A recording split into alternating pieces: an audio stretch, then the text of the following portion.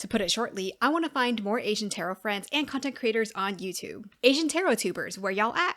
Hi, Sarah here. Welcome back. So I'm always on the search for more Asian tarot friends who are into tarot and who are Asian. So I created this tag for fellow Asian TarotTubers to respond. You can either respond in text or in video, doesn't matter. I just want you to find me and I want to find you. Just please, fellow Asian TarotTuber friends, where y'all at? I've been having meetups at my place this year for fellow Asian tarot nerds to visit and hang out. There's just such a nice, wonderful feeling of solidarity and kinship and family that I get whenever I hang out with my fellow Asian tarot nerd friends. So I wanted to extend that sentiment over to YouTube and just see if I can find more Asian tarot friends on the tarot side of YouTube. I do want to quickly plug a post that Benebell Wen posted on her blog like a couple years ago in 2021. The post was called Asian Voices in the Tarot Community. So she's already compiled a list of a lot of Asian voices in the tarot and divination community. So I want to plug that in either on the screen and or in the description below. So this list of 7 questions is going to be related to Asian identity and tarot experiences. Now, before getting to the questions, I will say a few caveats. The first caveat is this tag is open to anyone who is Asian. This includes Asian diaspora, which is my personal preference of friends that I want to find, but also Asians living in Asia, whether you're monoracial or mixed race, whether you speak an Asian language or not, whether you grew up around other Asians or not, whether you have the traditional Asian parents who might be stereotypically strict or not. The only criteria is that as long as you're Asian and into tarot, or at least divination, then please, I would love for you to join this tag so I can find you and connect with you, and so that us fellow Asians can connect with each other. I want to be clear with this caveat that I'm not gatekeeping who qualifies as Asian, so if you consider yourself Asian, then this tag is for you. I will say that my initial intention with this tag and with these questions is to find more fellow Asian diaspora, so the questions might lean a little bit that way. But again, Asians of all heritages and who live in any country, born and raised in any country, are welcome to join in. The other caveat I wanted to say is if you want to adapt this tag to your own racial or cultural identity and answer these questions about yourself and tarot, then by all means go for it. I would totally love to see that as well. Please tag me so I can see your video and hear your responses. However, I will say the only exception is white people, please refrain from adapting this tag for yourself, because this tag is about our racial/cultural identity and how that ties into our experiences with tarot and divination and TarotTube. Part of the reason why I'm creating this tag is because I realize that my subscription list is mostly of white people. Out of at least 40 channels that I'm subscribed to, like less than half of them are people of color, and I really want to change that. Not only that, the YouTube algorithm is just more likely to push white people into my feed than people of color, so I just wanted to make this tag to make it easier for me to find other Asians on TarotTube, and of course for each other to find fellow Asians on TarotTube, and other people of color, whoever wants to jump in the tag. If you want to adapt it to your own racial or cultural identity, then yeah, please do. I want us to be able to find each other. We all know how hard it is to find smaller channels. Like, we just don't know what to put in the search bar or how to properly connect each other on YouTube to find smaller channels. And again, if a lot of the newer channels I'm being recommended are still of white people, like, I really just want to find my fellow people of color, my fellow Asians, and connect with them that way. There are plenty of other prompts and questions and lists or tags that you can make that don't apply specifically to racial or cultural identities. So you could jump on any of those instead of trying to co-opt this tag that I'm trying to make. The whole reason for this tag is just I want to spotlight not only smaller creators, but again, my fellow people of color. And for me personally, like I've mentioned, my own personal agenda is just to find more Asian friends specifically. So Asian friends, here's my number, or here's my YouTube channel. Okay, I think that's the only caveats that I have. Let's go on to the questions. So the first question, or the first prompt, is basically introduce yourself. Please share a little bit about your Asian identity, whatever you would like to share. Maybe you want to share about your family, or your family history, or your upbringing, or your connection with other Asian people, or Asian culture, or Asian experiences, whatever you'd like to share. And I wanted to start with this question first, because I'm not trying to be like, oh, where are you really from? But my intention with this is to help us understand and make space for all the different Asian experiences that we all have. I feel like a lot of us Asians who grow up in suburban areas and are children of immigrants, it's easy for us to imagine or speculate that like our experience is universal across all Asians. But that's not the case. There are Asians that have lived in the different country for many generations. There are other Asians that maybe immigrated like later in life. There are Asians that don't live in suburbs in California. So I just want to make space for all the different experiences that we might have as Asians. So for me, I am a child of immigrants. My parents were born and raised in Vietnam. My dad moved to the US when he was young, and my mom moved to the US after she got married. I grew up in a suburb in Southern California, and since my mom primarily speaks Vietnamese and my dad is bilingual, I picked up Vietnamese pretty fast, and I grew up pretty bilingual in both Vietnamese and English. I also went to Chinese school after school lessons for like 10 years, so I also got to learn to read, write, and speak Mandarin along with, regular schooling. Hello from editing me and my 5 head here.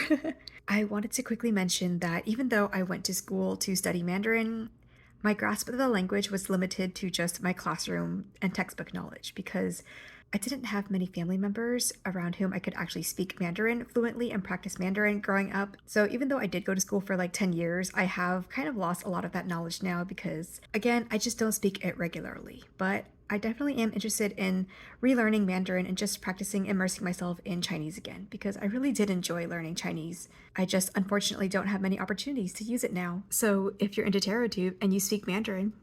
So being in Southern California, I grew up around a lot of Asians.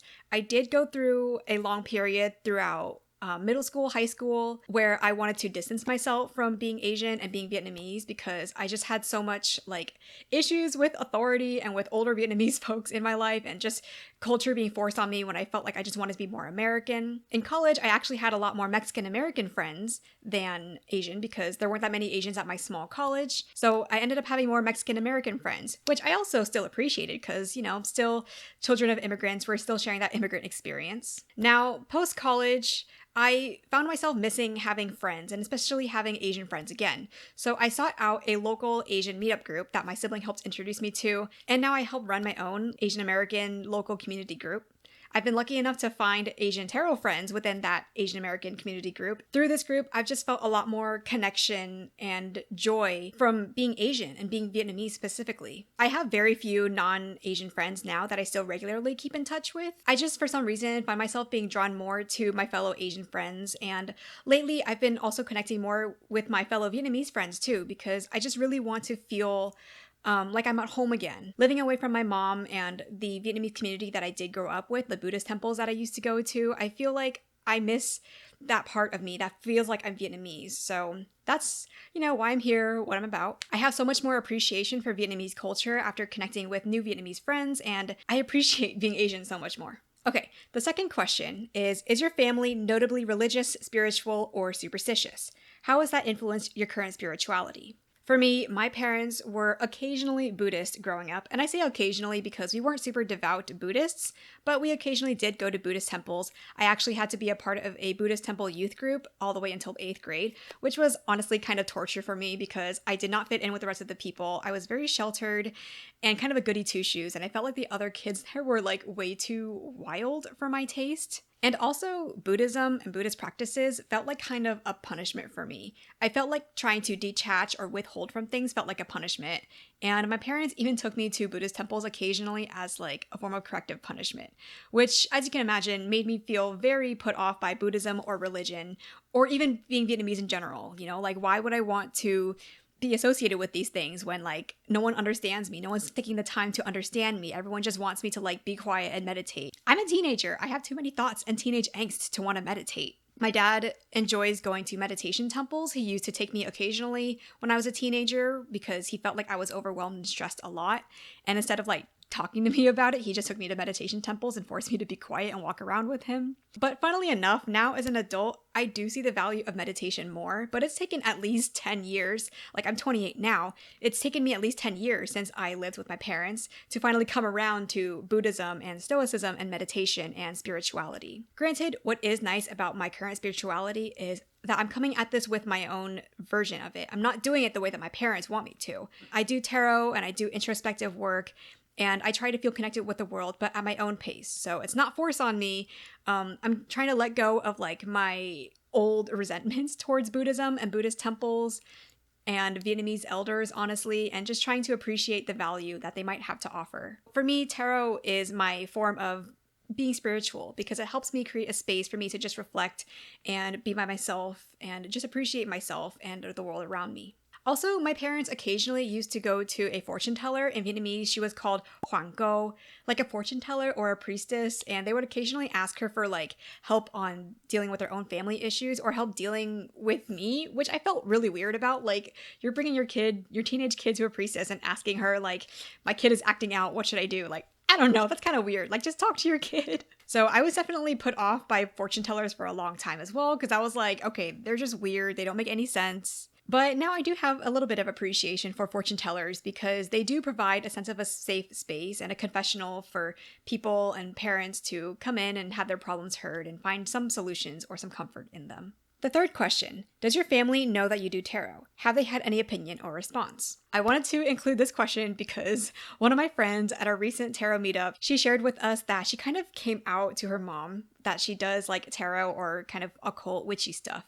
And her mom, her Vietnamese mom, was like, oh, that's so great. Can you do a reading on when you're gonna have kids? Oh my God, parents. For me, my mom does not know that I do tarot or witchy stuff. Honestly, I don't think she's that interested in anything that I do, really. My dad does know that I do tarot, and he is someone who I feel has been growing and changing with the times. He tries to be ahead of the curve. Like, he was getting into Bitcoin when that was first getting big. He also installed Discord after my brother introduced him to Discord, so now I actually am able to keep in touch with him better because he has Discord. So my dad, like, constantly tries to let go of old beliefs and old traditions and tries to see, like, the world for what it is, and he's been growing and changing along with me, which I really appreciate. Even though he hasn't talked to me about tarot, actually a couple Thanksgivings ago when I went home to my parents' place, I was on the couch and talking with my sibling or something. And before I knew it, I realized that the TV was playing one of my tarot YouTube videos at the time. I was like, what's that? That's so weird. Dad, my video is here. Oh my God, why are you playing this? This is so weird and not relevant. But my dad didn't have any comment. He was just looking at the TV and smiling at my hands talking on the screen. And he was just so proud of me doing whatever I want to do. That makes me happy. So I really appreciate him being supportive. And, you know, even if he's not having conversations with me about it, I appreciate that he's not like lecturing me about it or like trying to pry into my business. So thanks, Dad. All right, the fourth question. Do you feel like your Asian identity or experiences affect how you do tarot? For me, I feel like a lot of the questions or the vibes or the lens in which I look at tarot is a vibe of always trying to unknot generational trauma, unbelieve, or what's the word? Unlearn old beliefs that we might have thought before. And that's always been an important topic to me because I feel like, especially growing up Asian, it's always been important to me to feel like I'm breaking away from the chains that, you know, my history is trying to put on me or the chains that our parents are trying to put on me. I don't want to feel as restrained or as conservative as my parents felt like they had to be growing up. I don't want to live my life defined by what my ancestors thought I should be doing by now, especially because I'm growing up and living in a different country. I don't live in Vietnam, especially not Vietnam in the 60s to 90s. I'm living in America in this day and age, so I'm going to act as, you know, I want a progressive American to act. I'm not going to, for example, like dress conservatively because I should cover up, or I should be quiet because Vietnamese women should be quiet. Like, I want to be loud and different. Being different and paving your own path is something that I've always wanted to express. And I feel like when I read tarot for other people or for myself, that just subtly influences, like, what am I trying to break away from? Where am I allowing old beliefs to keep me chained into what I think I should be doing? And I feel like when I read for other people, like, these are the questions and prompts that I always try to think about as well. Like, does this person feel like they can't leave their relationship because they have previously held beliefs about what a relationship should look like? Or is this person holding onto their career because they think they should be staying in this career for the success, you know? I feel like even though these are topics that, of course, any family or any person of any ethnicity or culture can face, I just feel like from an Asian lens, like, this is what I grew up with. These are the things that are important to me, and these are the things that usually influence how I think about tarot and how I do tarot. And also, I feel like because I grew up with quite a frugal mom, I feel like now I try to break out of that by allowing myself to have things and do things that make me happy. I used to not have many hobbies or many friends even in high school because I felt like what a waste of time to go hang out with friends or even study with friends when I should just study by myself and be most productive that way. Why would I waste time like getting a ride to and from like friends' places when I can just stay home and study instead? And even though I feel like a part of that was because I think my parents expected me to stay home, I also just liked studying and I didn't really know what else to do with my time. So now part of my unlearning old Asian beliefs that don't serve me anymore is I am going to allow myself to have silly hobbies and close friendships and silly moments with friends. So a lot of that experience with tarot is helping me give myself some comfort and love and grace and space that my younger self didn't get to have. Like, tarot can be really deep and serious sometimes, yeah, but also it's just really fun, like flipping cards, pretending you're a card captor Sakura, or pretending you're like a magical girl, like whipping out cards and like being a fortune teller. Like, there's something so much fun about that. Why would you deny yourself the joy of doing that? The next question is, are there any particular cards that resonate with you about your Asian experiences? So I've got 2 cards here that I want to talk about. One card is one of my favorite cards, regardless of being Asian. It's the Judgment card. I guess I won't really focus, but I'm sure you can see the gist of it. The Judgment card has been a meaningful card to me because the essence of the card to me is all about releasing baggage, awakening, moving forward onto the path that you want to make, not the path that you feel like you have to be on. To me, the essence of this card is what you were yesterday does not have to determine who you want to be tomorrow. It just speaks to the experiences of our families, like they're leaving behind the things that they used to know and creating a new life. And they have to adapt and learn and kind of choose like how to keep their old traditions and how to adapt to new traditions and the new cultures that they assimilate to. This card is also really meaningful to me as an Asian American because I feel like for the longest time, I held a lot of grudges against my parents. Because as an adult, like I was very frustrated that maybe I didn't have like the proper social skills or I didn't have the proper like support and nurturing and comfort that I wish I had growing up. And it's taken me a long time, the past few years recently, to create closure for myself and come to terms with that. Through therapy and just constant reflecting on this with my friends, I'm finally at the point where I feel in my heart that my parents truly did the best that they could. My parents did not have like comforting, nurturing homes that they grew up in. They didn't have a lot of safety things that I am lucky to have now because they moved to a different country for me to have these certain privileges. So part of why this card is also so important to me is just letting go of old grudges that don't really serve me anymore. Letting go of grudges against my parents, letting go of harboring these resentments for them because they truly just did not know any better. Especially because I'm the first kid. They didn't have any other kids before I did. They didn't get a handbook or a guinea pig on how to raise kids. I was the guinea pig. Fellow oldest children, if you relate to this, I see you. So, being in this role of the oldest child, being the first generation that they're raising in this new country, being in a generation that is growing up in America, like post-Vietnam War, it's just, I don't know. It's a unique experience, It's a unique experience, and I'm just going to lean into it, and I'm going to appreciate the things that I taught my parents, and I'm going to appreciate the lessons that they're trying to pass on to me. And I'm going to use this knowledge to help me pave a path forward that I want to be on, rather than feeling like I have to be stuck on the path that they want for me. And the other card that I want to mention is the Devil card. So in this card, we see someone being bound by a chain. One thing I love about this Devil card particularly is that in this card, in the guidebook, Kim San, the creator, she writes, you pick up like the chain and you want to find the source of it. So you're kind of inching your hand forward along the chain, trying to find the source of it. And you realize at the end of it, you are the one holding the end of your own chain, your own shackles. And even though that devil interpretation is not, of course, applicable to every single time the devil comes up in a reading, I feel like in general, the themes really help me give me perspective on trying to realize what habits are hurting me. I remember my dad used to make this kind of comment a lot when I was a teenager, and I didn't really understand it until I grew older. I used to stay up late a lot as a teenager because I had a lot of homework. I had like a ton of AP and honors classes and homework, and I was also trying to make time on the weekdays to talk with friends and also like my Chinese homework and my extracurriculars. So my dad would be very concerned for me when I'd stay up late and I wouldn't be able to wake up in time for school, or on the weekends I'd be sleeping in instead of trying to do things that make me happy. He was like, you're just hurting yourself because you're not giving yourself enough time to rest. Granted, in hindsight, I'm like, Dad, I wish you could have told me to not take as many honors classes, but again, hindsight is 2020. So with the devil nowadays, it makes me remember the times when I used to buy into this whole hustle culture, this achievement, accomplishment culture, this culture of only thinking about awards and achievements. That is not a life that I ever want to go back to. That kind of feeling sucks. I don't want to ever go back to that feeling or that culture. So the devil, to me, reminds me of that time and that feeling of what it's like to chase after achievements and awards and external recognition. The next question is If you connect with other Asian tarot friends, what experiences do you hope for? Basically, why do you want to find other Asian tarot friends? For me, I want to find other Asian tarot friends because there's just a sweet, wonderful kind of kinship that comes with finding other people of color, other like racial minorities in a society where our media doesn't prominently feature people that look like us,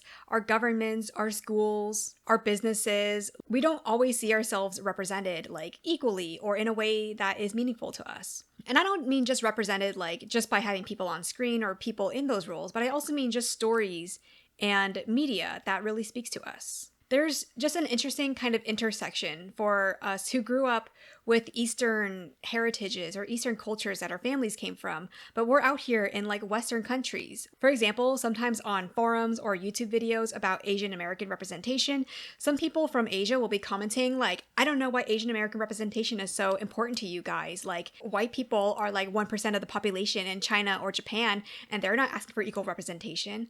And we're like, yeah, because your countries are like mostly homogeneous. Like, America is such a melting pot of a society, and America has benefited greatly from a lot of the work that Asian workers and Asian business owners and Asian like people have contributed to this country over the past hundreds of years. And in school and in everyday life, we're just exposed so much to like the Western society that we live in. So it's just kind of nice to find other people who grew up with the Eastern like background who are also looking for other ways to connect with the Western society. Just people who live in this intersection of Eastern and Western cultures, if that makes sense.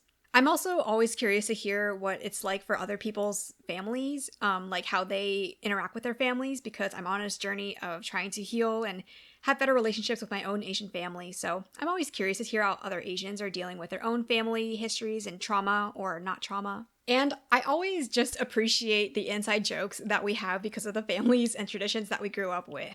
Like, if you recognize what this is, or if you recognize what this freaking stool is, then, you know, we're friends, we're family. To explain the joke though, for those who aren't familiar, this is called, technically it's called Eagle brand medicated oil. In Vietnamese, we call it Yao San or just green oil.